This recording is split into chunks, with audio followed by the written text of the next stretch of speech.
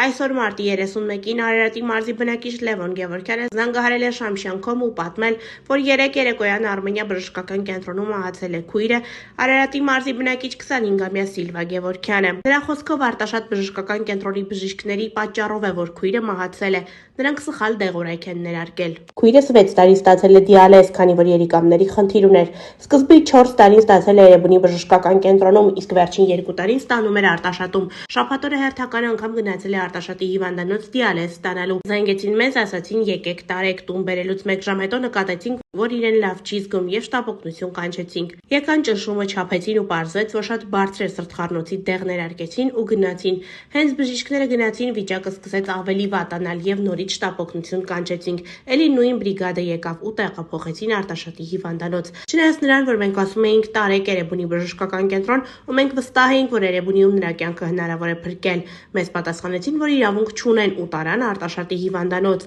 Արդեն այնտեղ նորից վատացավ, պահանջեցին դեղ տանենք, քանի որ իրենք չունեին։ Բերեցին 4-5 հատ սրտխառնոցի դեղ էլի ներարկեցին, որն էլ հետագայում պարզվեց, որ իրեն չէր կարելի։ Այստեղ ամբողջ գիշեր պահել են եւ առավոտյան ժամը 6-ին տեղափոխել Արմենիա բժշկական կենտրոն, որտեղ երեկոյան ժամը 22:00-ին մահացել է։ Այնտեղի բժիշկը մեզ ասաց, որ այդ դեղորայքն Արտաշատում պետք է չներարկեին, քանի որ չէր կարելի կոմայի մեջ գտնվող հիվանդին նման դեղորայք ներարկել։ Մենք հույս ունենք, որ մեղավոր բժիշկը կպատժվի, քանի որ վստահ ենք, որ եթե Սիլվան Արտաշատի հիվանդանոցում ճիշտ բուժում ստանար, ապա կյանքը կփրկվեր։